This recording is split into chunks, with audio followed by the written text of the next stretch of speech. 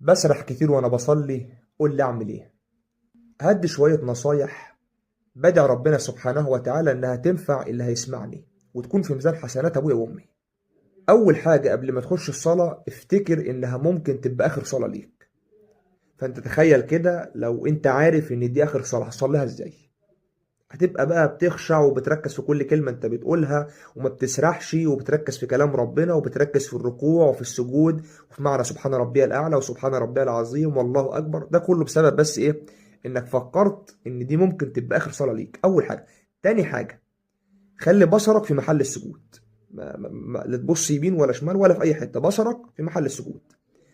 تالت حاجة، حاول تركز في معنى الكلام اللي بتقرأه، في معنى الله أكبر، في معنى سبحان ربي الأعلى، في معنى سبحان ربي العظيم. لما تقرأ آية قرآنية فيها أمر حاول إنك تستحضر المعنى، فيها نهي برضه تستحضر المعنى، فيها تعظيم لربنا سبحانه وتعالى تستحضر المعنى. ده هيساعدك جدا على إنك ما تسرحش في الصلاة.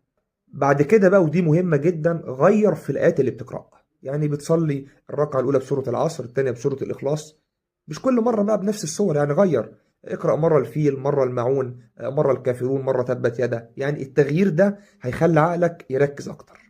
دي شوية نصايح بسيطة ممكن تنفع بعض الناس، فشير لي الفيديو علشان يوصل لغيرك ويكون في ميزان حسناتك، والدل على الخير كفاعله.